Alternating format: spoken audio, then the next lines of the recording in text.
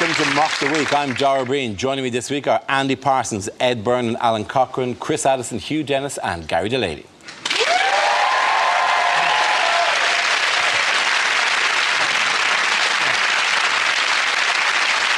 We start with a round called Headliners. Here's a picture of Labour's two Eds, Miliband and Balls, but what does MFIB stand for? Is it Miliband Fondle's Invisible Buttocks? Is Miliband so dull that the headline is, in fact, Massive Flag in Background? Is it Martian Freak Invades Britain? Is he apologising to Young Labour for their poll ratings, saying, my fault, innit, bruv? Is it just simply MFI bollocks? Why would they use that picture to randomly take on MFI? Two wooden characters. Well, if we're just going to go with ones that have nothing to do with the picture, why can't we just say, my fanny is burning? It's the sentence that goes with MFIB. By the look of the flag, he's trying to knock some sense into a BNP rally. Is he saying, Mo Farah is black? Hang on, Mo Farah is British. I could understand him trying to convince him of that, but surely he doesn't have to convince even the BNP that Mo Farah is black. They are in serious denial. I mean, this summer has been very difficult for them. White man went very well in the 5,000 metres. What are you talking about? Or is it just quite simple? Is it man focuses in background? Is he trying to appeal to, is he trying to show himself to be a bit more down to earth? And he's going, Mallorca, Faliraki, Ibiza, brilliant. Move to a correct answer, please. Mowgli's friend is Baloo. Is it Martin Freeman is Bilbo? No, it's not. The end's answer is Miliband. So Miliband something battle. Miliband fears irritating battle. No. Bowel. No. Irritable bowel. Not bowel. I think it's Miliband fights image battle. Very good. Thank you very much, Hugh Dennis.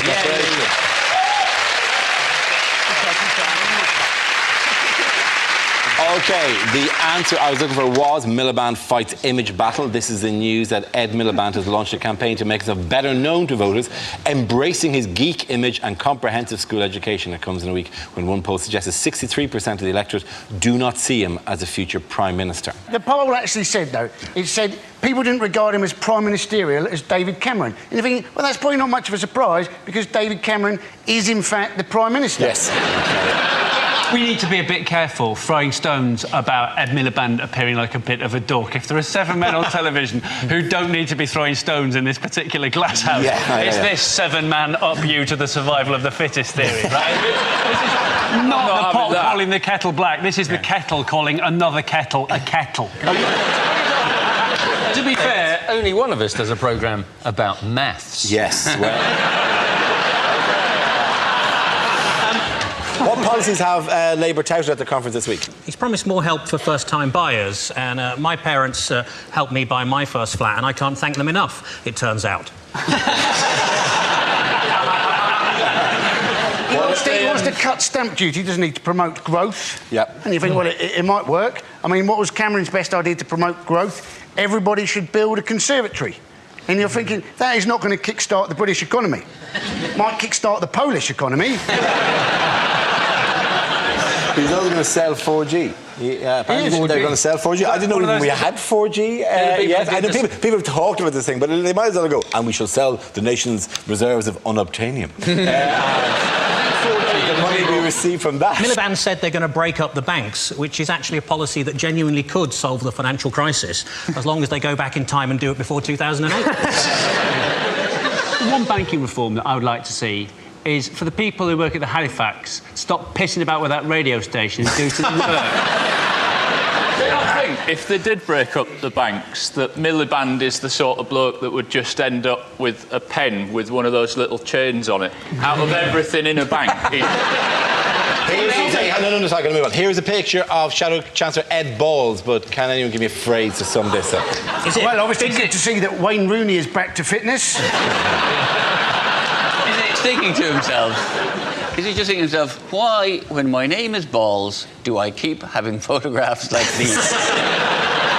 It is Mr. Ed Balls playing football in a match between MPs and journalists at the conference. apart from playing football, what has Ed Balls been doing recently? He's a politician. He's been... Other than that... He has been sickening normal people everywhere by learning to play the piano. Yes, Did you to see what that? level? Grade 1. Grade 1, yes. And the grade 1 is recognising that that's not a piano. This is a trick test. That's not a piano. You have passed. I reckon he just heard mention of chopsticks and thought there might be some food available. It'll be good if he does learn chopsticks. That'll be handy for when he's Chancellor and has to beg money off the Chinese. You really think if you go into the Chinese and go, honourable Chinese president. Cling, cling, cling, cling, cling, cling, cling, cling, They will go, you took an interest in our culture. Ding, ding, ding, ding, ding, ding, ding, ding. That's as much as I know. Okay. Darren, do you not think he would have lost them with honourable Chinese person? Opening with that. I'm in the diplomatic corps. What do you say? It'd be like arriving in the Congo on a diplomatic mission with a crate of umbongo. I believe you enjoy this beverage. We're told this is all you drink here in the Congo, which has been renamed for how long? Well, it's now called the Democratic Republic of Umbongo. By the way, who's he doing the test with? Lots of 5-year-old and 6-year-old children. 6-year-old children. 6-year-old child, 6-year-old child, Ed Balls, 6-year-old child, 6-year-old child. Which is creepy. As a 6-year-old child, you'd be thinking, you've been told, as you wait in that room, if you fail this, you're coming back again. And then a 45-year-old man... As a 6-year-old, you're thinking, oh, my God, this guy is an idiot. They take this shit seriously right here. Please let me go. Please don't make me do the exam again.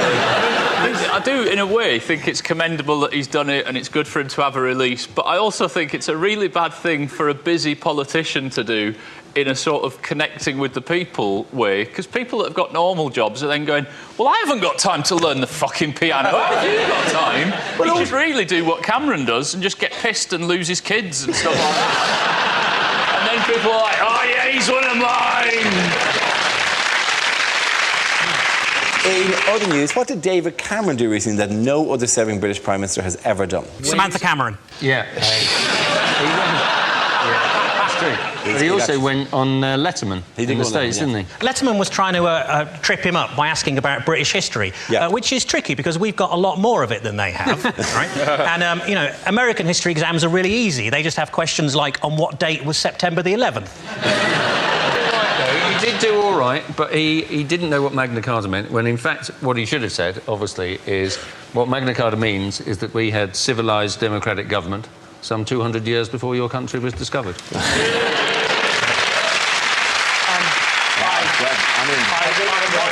And also, I'd imagine, had he said that, it wouldn't quite have gone as well as an appearance as he would have liked. David Cameron was on a complete charm offensive. Look at you, your small, poxy country. New and useless. We're older than you. Older, feel my history. He could. I think he could also have gone, you say your name is Letterman. In my country, we would call you Postman. I'm sorry. He wasn't going on as a Bond villain. That would be cheek. Kill him now! They love us as villains. They always have English people as villains. They don't know who he is. This was we could have sent anybody. We should have sent Alan Rickman. Hello. Do you know what he came out to? Do you know I know what he came out to. He came out to loads of dry ice, and they said it represented a London fog when we haven't had a London fog for over 100 years. That's the stereotype image that those Americans believe. What? The fat, dumb redneck.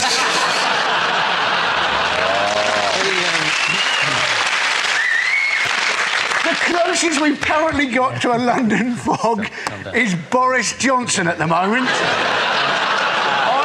Or Amy Childs from The Only Way is Essex. What Boris Johnson did say was that he got it wrong deliberately because he didn't want to seem like he had Latin coming out of every orifice. Now, that sounds creepy, doesn't it? The thing about Boris Johnson, though, isn't it, is everybody thinks he's quintessentially English, but in fact he was born in America, named after a Russian, and looks like a Swedish person who's eaten another Swedish person. At the end, and the points go to Chris, Hugh and Gary.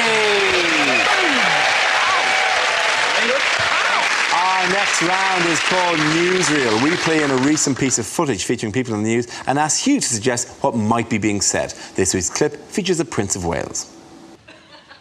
Good God, it's Margaret Beckett, isn't it? From the First Labour government. Do you know, I'm beginning to wonder how recent this footage actually is. Oh, lovely, a train in a box. That's odd. Mummy normally gives me a Twix and a lump of organic cheese. Still, never mind. Stick that on eBay. So this will be your driver, Dave. Hello, Dave. I love you. So you drive this, do you? Yes, I bet you've got a tale or two to tell. Yeah, well, actually, it has been hairy a couple of times. I bet it has. Yes. Do you know, I quite fancy doing your job. Yes, and I quite fancy doing your job. Well, that's not going to fucking happen, is it? Can I have a go? No, I'm afraid it's against regulations. Is it? Is it? Now, Dave, think very carefully. Yes, I think that's the right answer. Nobody wants to be force-fed organic biscuits. Anyway, let's have some fun. This is an impression. This is the British economy. It's going backwards. Yes, I will. Don't worry, I understand about trains. Now, tell me, Dave, can this go sideways? Backwards and forwards. It's backwards and forwards. Why don't you just concentrate on driving the train? So just push the lever forward if you could. It's a lever, is it? I thought it was an enormous licorice allsort. What do? Just push it forward, do I? Oh, yes, look, we're going. Well, this is a piece of piste. I'm stealing a living. Yes. Oh, wait a minute. Hang on, my arm's stuck. I think, hang on, Dave, my arm's locked. David, my arm. Dave, my arm, I can't stop. My arm's locked. His arm's locked. My arm's locked. I can't. Oh, my God, where are the brakes? Where's the brakes? They're out of control. I can't stop it. Got you there, didn't I, Dave? Well done, you done us. Now we play a round called Wakey Wakey, Rory McIlroy. This game involves Ed and Gary, so if you could make your way to the performance area, please. This round is a stand-up challenge. I launched a wheel of news, and whoever chooses to stop, one of our performers must step forward and talk about that subject. The winner is, however, I think is the funniest.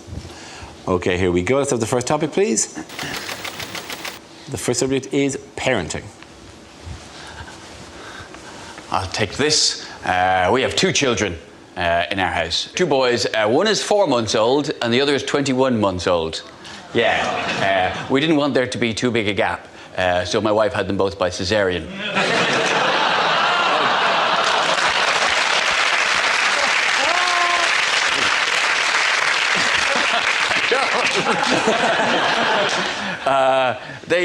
To be honest with you, the 4-month-old, he's already more of a man than I've ever been, because he's already mastered the art of the casual vomit, something I could never do. When I'm sick, it's a biblical event, it's coming out my nose, I'm pulling muscles in my back, but he's so cool with it. He'll puke and then he'll look at you like you just did it. You know, what's this? That was you. Don't think so, doesn't sound like it. But it's amazing the pressure that can build up inside a small child. It's got the puke flies out and the piss flies out and the shit. Honestly, if I was to feed him creosote instead of milk, I could do me fence with him. The thing we've been careful about, though, is even though I have 2 boys, I didn't name either of them after me, because I didn't want to have that big Ed, little Ed thing. Because when you call him one of your sons Little Ed, it just sounds too much like you're talking about your cock. Oh, Little Ed's been misbehaving. It just seems a bit... Honey, will you just hold Little Ed? Just hold Little Ed for just a minute. Hold Little Ed. Oh, Little Ed's been sick on you. It's just not right. Thank you very much, Ed. Okay, that leaves us with Gary. Let's see what you've been left with. Okay, let's spin that wheel. And the topic is celebrity. Celebrity. They've started a celebrity magazine for the elderly. It's called Hello, Hello, Hello. Uri Geller, surprisingly hard to stab.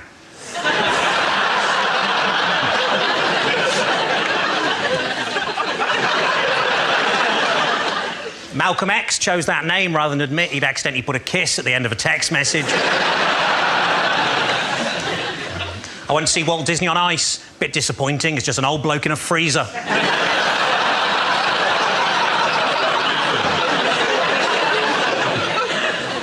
The new president of France said this week that English speakers were arrogant in their refusal to learn foreign languages. At least I think that's what he said. But it all just sounded like haw-hee-haw, haw-hee-haw. And remember, that's not racist if it's about the French. I'd have £5 on the Dalai Lama if I was a Tibetan man.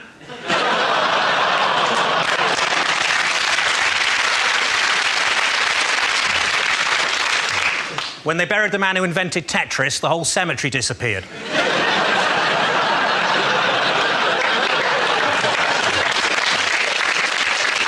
As well as 7 years in prison here, Abu Hamza could be deported to the United States where he could face the electric chair. But on the plus side, if he is electrocuted, at least he can just stick his hook in the air and pretend to be a bumper car. Well done, guys. Hey, point to both of you. Come on back.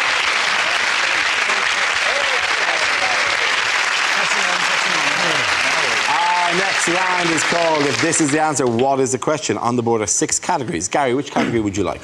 I would like sport, please. OK, the category is sport, and the answer is 14.5. What is the question? Is it how many weeks does it now take Mickey Rourke to get an erection? Is it what glass slipper size? What glass slipper size would have made Prince Charming go, OK, I'll leave it?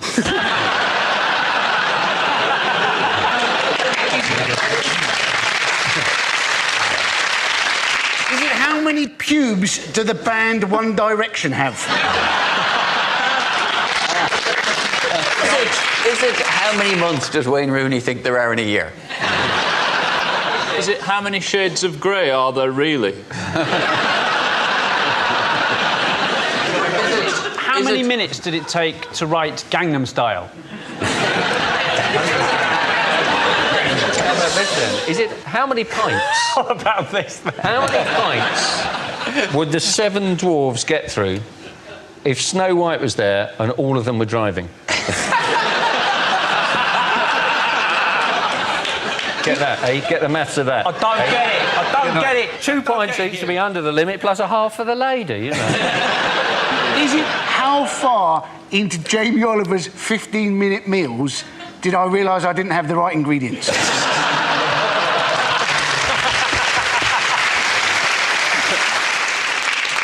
How many hairs has Dara got left? No, that's cruel. We're not going to win that. How many does it need to be cruel like that? Is it, in fact, how many points did the European Ryder Cup team get? Very good. Well done. Thank you very much, Alan Carson.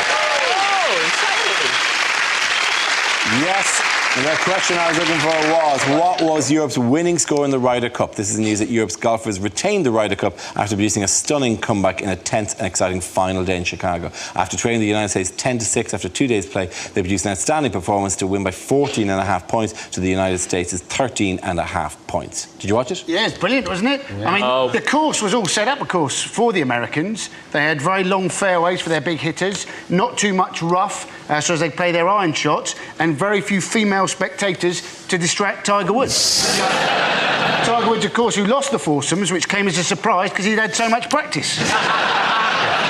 I've never seen such a thrilling game of golf, and I didn't see this one either. Do you love the American names, though? Because that's what I like most about it. Their captain was called Davis Love III. And I thought, that is a great name, but do I need to know that? That you love the 3rd? I mean, I love the 18th, but don't go on about it. I'd like Dara to say it, though. What, Davis Love the 3rd? Oh, yeah, I know you wanted me to say. Sport. You wanted me to say deterred, and then we're dancing with a pig under my arm. Yeah.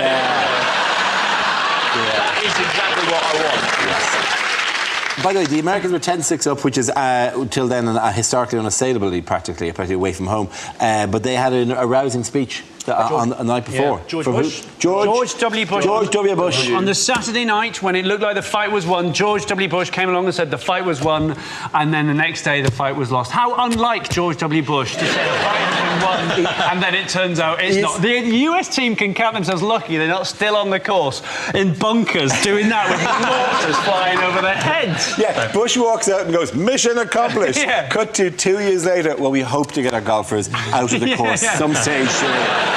want to bring them back for Christmas. That's what we're hoping. Who needed a police car to take him to the first tee? Rory McIlroy. Wow, very good. Yes, you're absolutely right. His excuse was that the coverage on the telly was timed as being an hour on Eastern time, when in fact he was in Illinois. So it was an hour. There was an hour's difference. But the fact is, he was still watching the Ryder's Cup on the telly. He was still there, going, "Oh, what's on? Golf. I love golf. That's the new Where are these people up to? A lot of people standing around looking at their watches. What's he playing him today? Rory, when this guy turns up, is he going to be... Wow. Ding! Penny drop. Here's a picture of the European team celebrating their win. Can you sum this up with a phrase or a caption? Yep, what a load of swingers. This is what's happening in the 1970s right now. I think they're twisting again, you know, like we did last summer.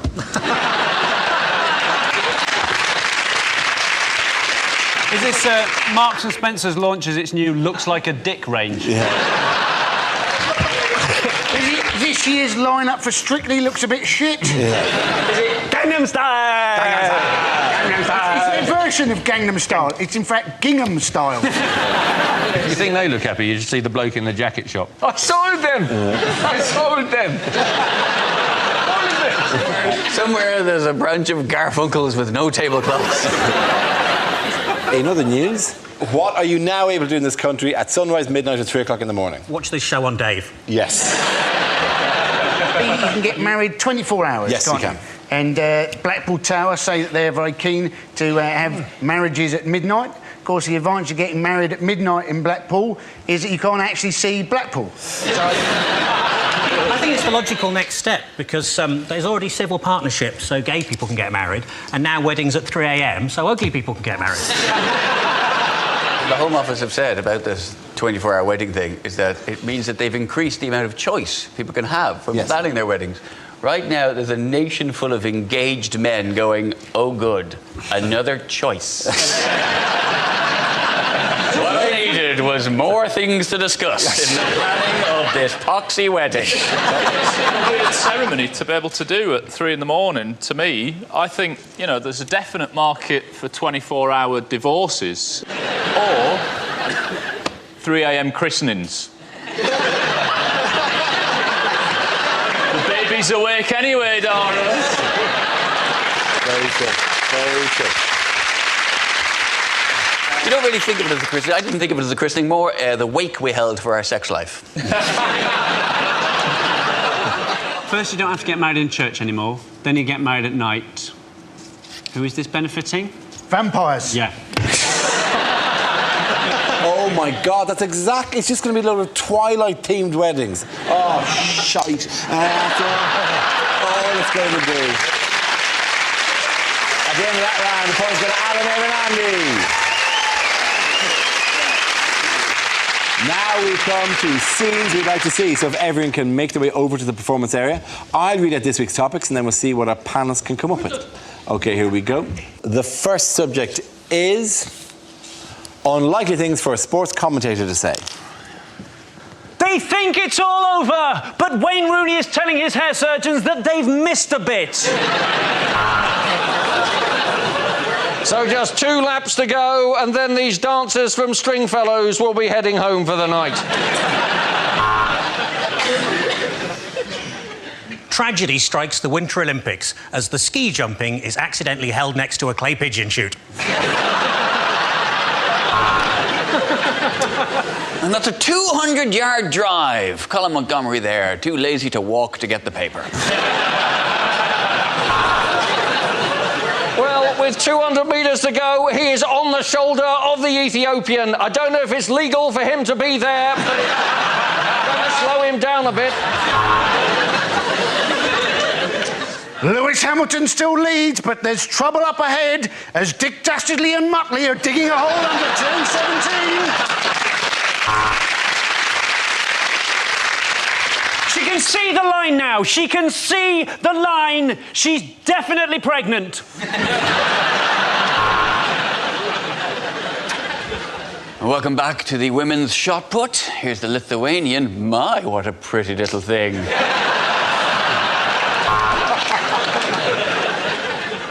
Well, let's go over to Epsom for the 2:30. There are 16 runners. Everyone else is riding a horse. What a race this is going to be. And after Andy Murray's recent appearance on television's Mock the Week, onto centre court we see the lolloping frame of Dara O'Brien. And that's an incredible right hook there from Abu Hamza. So, Boris Johnson, are you enjoying the Olympics? Oh, I'm terribly sorry. Claire Balding, are you enjoying the Olympics?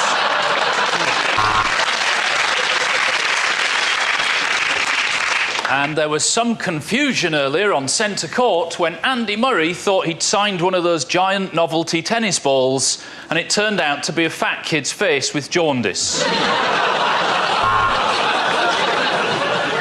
And the England team sticking with the classic 4-4-2 formation. This really is the most organised orgy I've ever seen. And Serena Williams remains unseeded for a second year. I can't help thinking that a bit of lippy and a push-up bra... OK, the next topic is bad things to say at a job interview.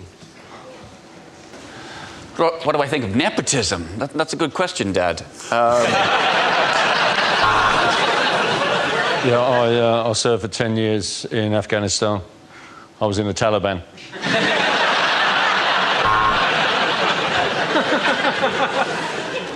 I like to see myself as a people person, although some people have called me a trafficker.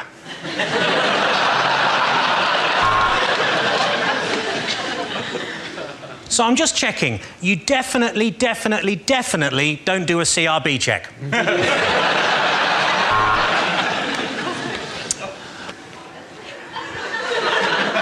You ask a lot of questions.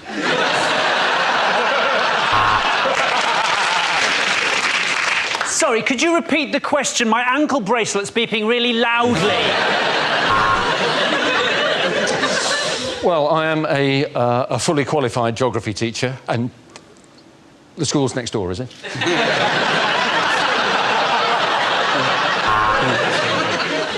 If we were to take you on as an accountant, how do you think you'd cope with all the extra fanny you'd be getting?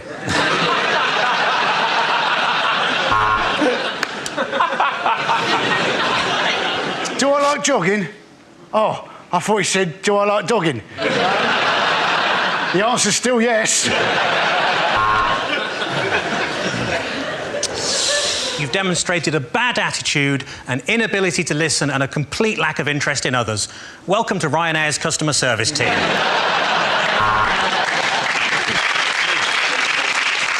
Why do I want to be a vet? Ketamine.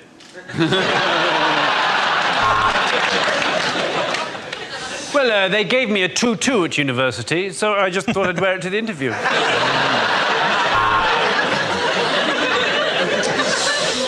I'd say my three strongest points are attention to detail, a determination to see things through, yada, yada, yada.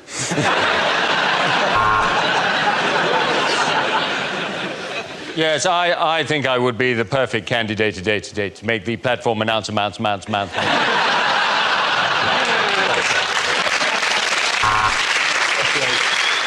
Why do I want to join the army? I just love a man in uniform. What would I do if I won the lottery? Tell you to fuck off. OK, that's it. End that round. The points go to Chris, Hugh and Gary.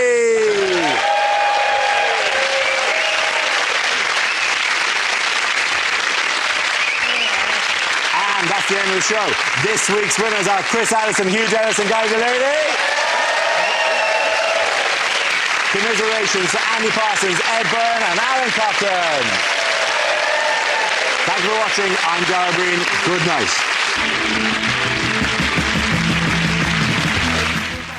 Join Stephen Fry for QI tomorrow night at 10 here on BBC Two, and it's people whose names start with J. Next, it's Newsnight.